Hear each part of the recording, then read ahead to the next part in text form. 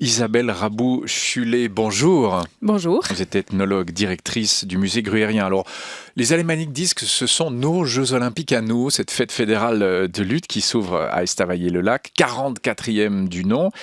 Elle doit réunir plus de 250 000 personnes entre les rives du lac de Neuchâtel et la base aérienne de Payerne. Elle est de retour en terre romande, cette fête fédérale de lutte, après une éclipse de 15 ans. La dernière fois, c'était à Nyon, en 2001. Bon, c'est une rencontre dont on dit peut-être à tort qu'elle est un vecteur d'unification, un moment de folklore dont la Suisse aurait besoin pour se sentir unie. Parviendra-t-elle, cette fête-là, à Estavayer, à séduire les Romans, à séduire les Welsh? On va en parler avec vous.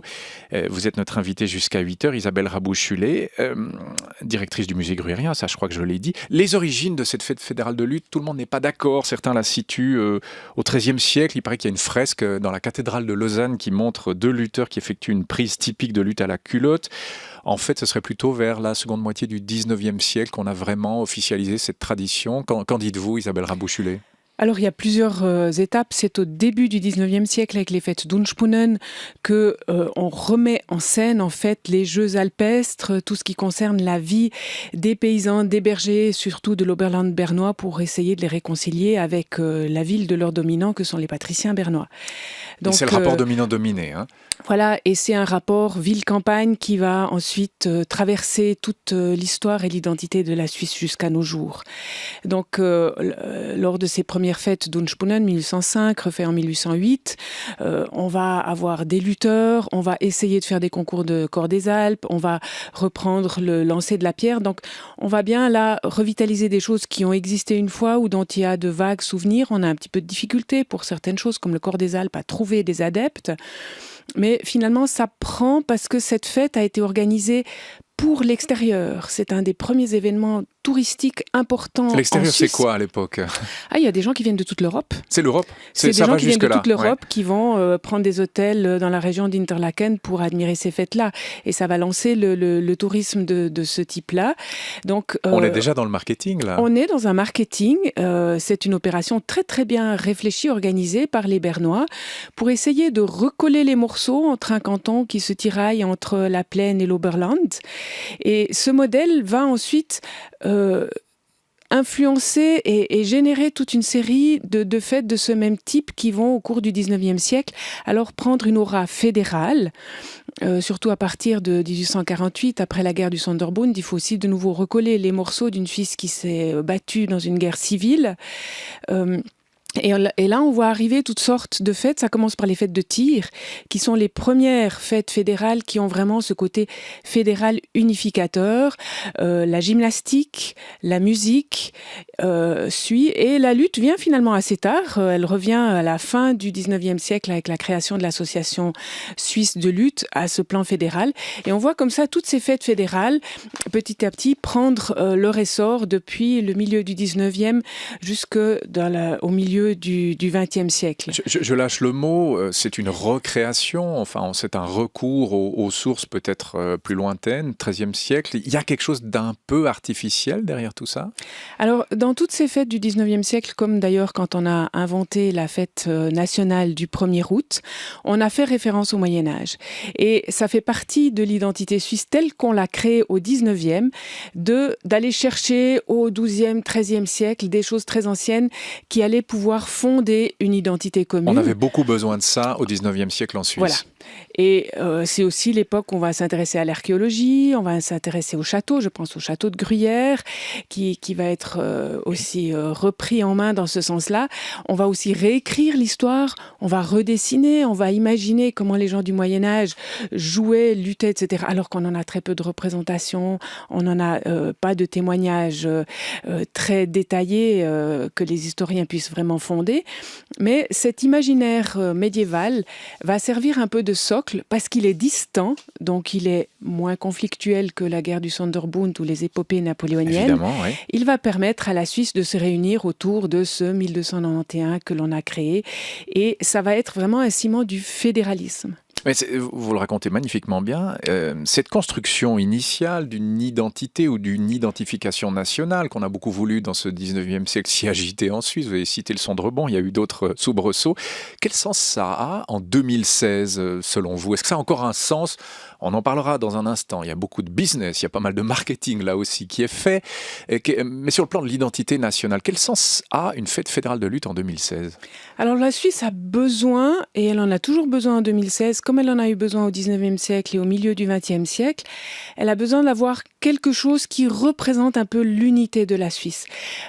Comme le fédéralisme est très très important pour la Suisse, on a une identité qui est toujours en kaléidoscope, fait de beaucoup de petites choses différentes, de 26 cantons avec chacun leur spécificité. On cultive ça presque à l'extrême.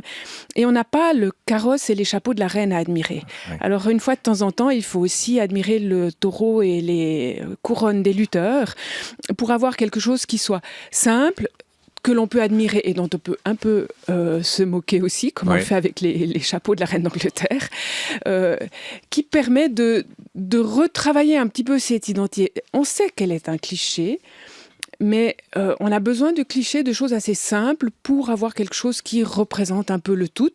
Et ensuite, tout de suite, on se met à le démonter pour dire « Oui, mais c'est quand même pas pour tout le monde.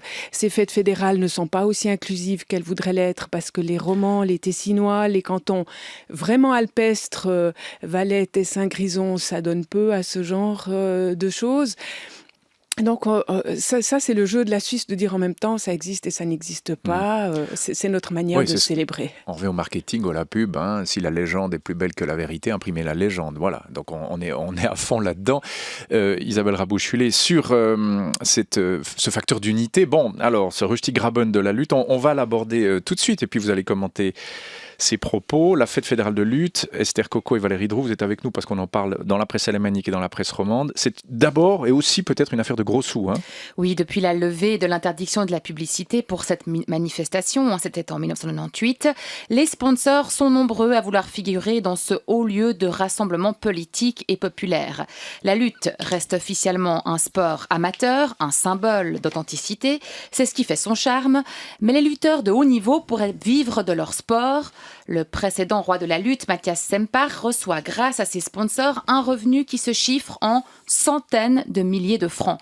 En fait, dit la NZZ, celui qui remporte le titre de roi peut rapidement devenir millionnaire, mais une ligne rouge n'a pas été franchie, la publicité n'est pas autorisée dans l'arène. Alors pas de star romande de la lutte, mais alors d'où vient donc ce lutte à la culotte Graben? C'est le journaliste alémanique Christophe Buchy dans Le Temps qui tire un fil intéressant, une hypothèse, il le précise, fil de la Révolution française. Les romans sont plus modernistes, c'est une vision de la société héritée justement de cette révolution. Les symboles patriotiques sont moins chargés qu'en Suisse alémanique, dans une partie du pays très internationalisée, tournée vers les services financiers. Cette symbolique est moins forte que chez les alémaniques qui sont eux davantage tentés par l'autarcie culturelle. Alors tentative d'explication de ce Rusty Graben de la lutte par le journaliste Christophe Buchy. Qu'en dit l'ethnologue? Est-ce qu'il a raison? Est-ce que c'est notre rapport à la Révolution française, à nous, romans, qui fait qu'on est moins sensible à ces mythes-là? Alors sans doute que la Suisse romande a une affinité avec la France qui est historique et qui a été très très marquée au cours de l'histoire et des 2 derniers siècles et pendant les guerres mondiales. Il y a aussi simplement que certains symboles des cantons alémaniques représentent une Suisse dont les cantons romans ne faisaient pas partie avant le 19e siècle. Il y a juste un aspect historique qui fait que ces choses nous parlent un petit peu moins. Puis je crois que ça fait vraiment partie de l'identité suisse de dire oui mais quand même pas tout à fait. Oui, mais pas pour chez nous. Oui, mais pour notre canton, c'est différent. Cette manière de se remettre tout le temps à distance et sous l'aspect globalisant, de dire que chaque canton a ses spécificités et que les romans, en tant que minorité, s'affirment comme étant un peu différents. C'est le jeu. Oui, c'est le jeu. Il faut le jouer entièrement. Chacun est d'accord de le jouer, puis on le rejoue à chaque fois. Absolument. Oui, c'est ça. Donc, au fond, si je puis dire, ça nous unifie à travers ce jeu-là que chacun est d'accord de jouer. Si on disait chaque fois...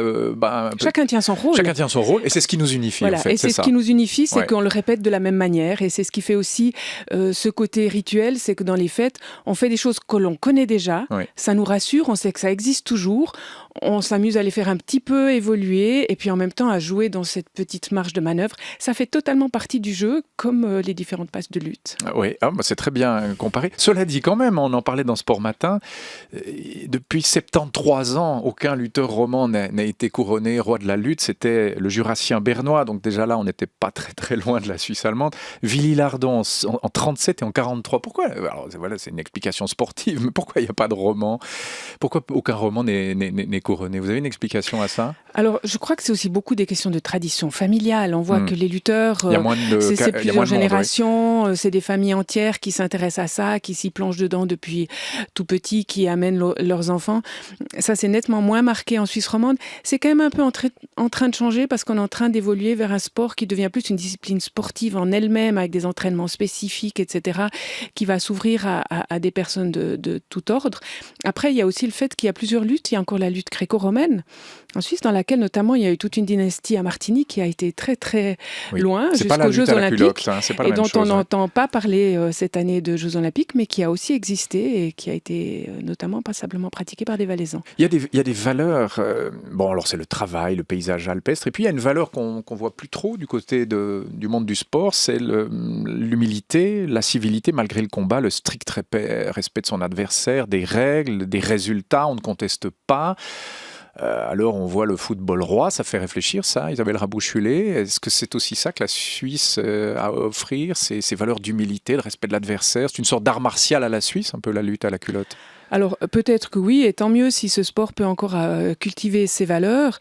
J'aimerais quand même dire qu'il y a beaucoup de gens qui au quotidien cultivent ces valeurs et qui ne sont pas forcément aussi lutteurs. Oui. C'est pas exclusivement les lutteurs. Et il y a aussi beaucoup de sportifs amateurs qui pratiquent du basket une fois par semaine en toute bonne camaraderie. Donc je crois que ça fait partie de valeurs effectivement qu'il faut cultiver. Tant mieux si la lutte les met en évidence. Ils n'en sont pas les seuls détenteurs, mais ils ont peut-être se préserver un peu. Mais c'est cette Suisse qui offre cette image très ambivalente des grandes fédérations sportives, du CIO, la FIFA, etc. Puis en même temps, il y a la fête fédérale de lutte. On n'est pas dans une petite schizophrénie, là?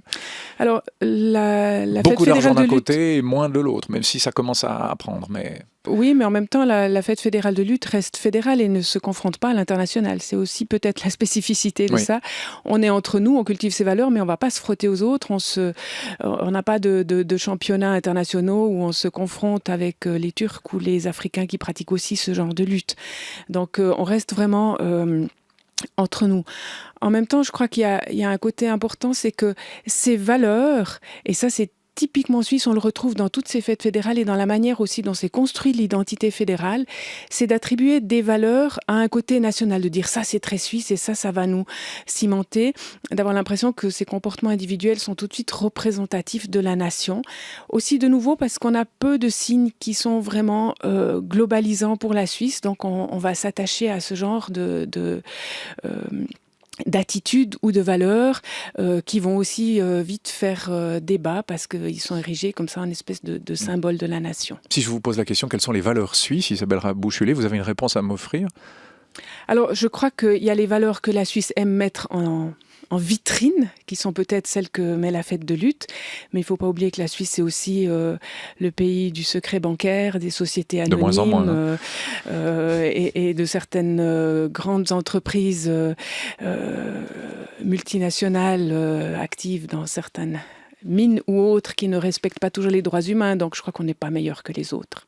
Bon, il y avait l'aspect effectivement business. Mathias Sempar, le roi de la lutte de la précédente fête, reçoit, grâce à ses sponsors, quasiment 1 million de francs, en tout cas plusieurs centaines de milliers de francs par année.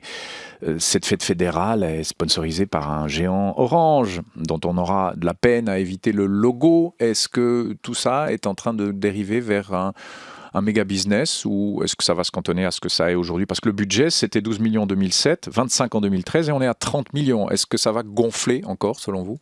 Alors, ce gonflement, on le voit dans beaucoup de sociétés, beaucoup de fêtes cantonales de musique et autres, dans les girons, dans les festivals, partout.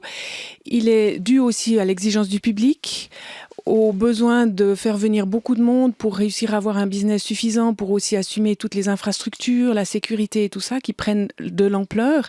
Donc on voit un phénomène en Suisse, c'est que toutes les fêtes à Siur ou à Copeau se ressemblent dans leur technologie, dans les mêmes gradins, les mêmes cantines, les mêmes manières de servir à manger, etc. Donc là, il y a une grande uniformisation, y compris dans l'aspect financier, qui guette un petit peu tous les organisateurs. Vous ne pouvez simplement légalement plus faire certaines choses sans passer par certaines infrastructures. Donc ça a un coût. En même temps, je crois que moi je tire mon chapeau aux gens de la lutte qui ont réussi à faire un marketing incroyable parce qu'ils prétendent toujours qu'il n'y a pas de marketing et on en parle tout le temps. Et on voit partout le Ça nom aussi, des c'est une belle légende. Oui. Il n'y a pas de sponsor dans l'arène, mais l'arène porte le nom de chacun des sponsors. Et ça fait 2 semaines qu'on a un pavillon des prix où les gens vont regarder les prix en nature, donc s'imprégner de l'image de ces cadeaux. Donc on en parle, je dirais presque plus que dans d'autres où c'est devenu commun de voir un logo sur un t-shirt et je ne sais pas si on le regarde encore. Comment faire du sponsoring tout en n'en faisant pas directement, c'est ça? Absolument, donc je trouve ça très habile parce qu'en ayant l'image inverse, ils arrivent à le faire d'une manière originale mais qui finalement revient aux mêmes objectifs. Est-ce qu'il y a le risque selon vous que ce genre de manifestation se transforme quand même en bastringue commerciale un jour? Je ne crois pas qu'elle se transforme, je crois qu'elle l'est déjà parce qu'il faut un certain volume commercial tout simplement pour faire tourner la machine, pour pouvoir organiser une fête comme ça.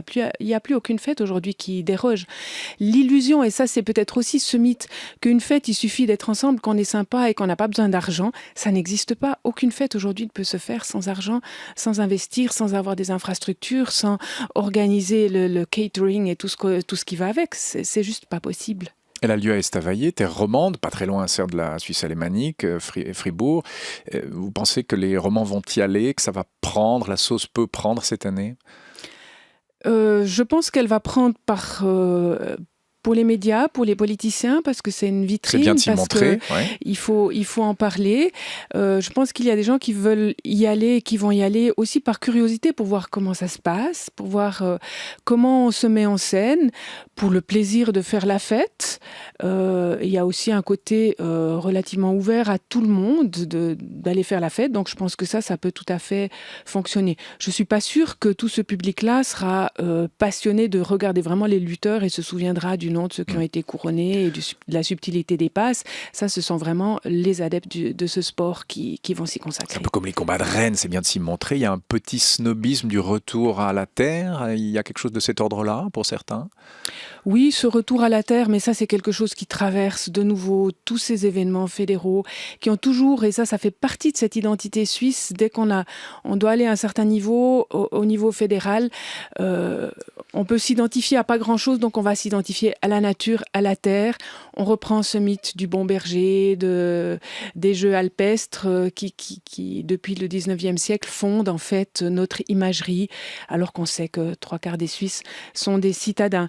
Mais c'est justement pour eux qu'on joue ce jeu-là, pour nous qui sommes ces citadins, et c'est comme ça que ça fonctionne. On sait que c'est un cliché, une légende, mais on aime bien l'imprimer et la contempler.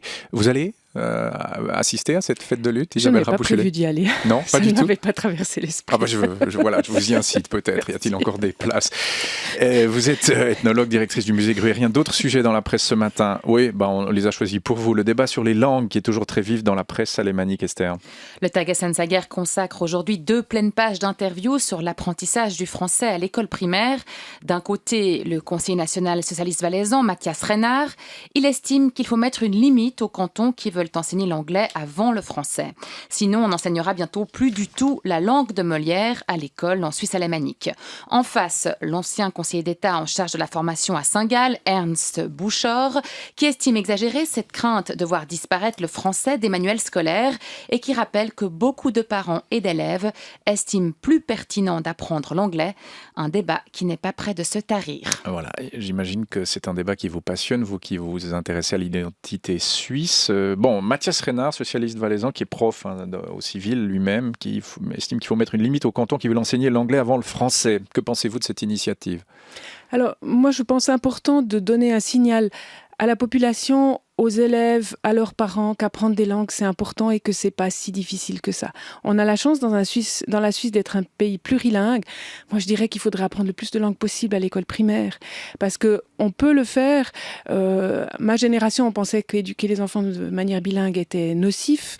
Je le regrette. J'ai eu la chance d'avoir dans ma parenté des Suisses alémaniques, ce qui fait que je suis à l'aise pour parler pas très bien, mais pour au moins oser converser en suisse allemand. C'est une immense chance. Ça m'est extrêmement utile. je regrette de ne pas l'avoir fait plus. Donc je dirais que plus on apprend de langue, plus tôt, plus c'est une chance. Et on voit aujourd'hui, on est frappé, en Suisse romande, on a de la peine à apprendre l'allemand et on se rend compte que les enfants immigrés à Zurich, de n'importe quel pays du monde qu'ils viennent, ils apprennent le suisse allemand en 6 mois et nous, après 7 ans de scolarité, on peine encore. Oui. Donc je crois que c'est vraiment une question de signal. Il faut donner un signal que toute langue est bonne à apprendre. Et aussi en Suisse romande, il ne faut pas oublier qu'on a proscrit le patois, on a interdit de parler parce qu'on pensait que ça allait être néfaste. Or, aujourd'hui, on sait que plus on apprend de langues, plus notre cerveau se développe, plus on a une capacité de les apprendre, quelle qu'elle soit. Donc, je trouve important qu'au niveau du symbole, qu'on dise que oui, il faut apprendre les langues nationales.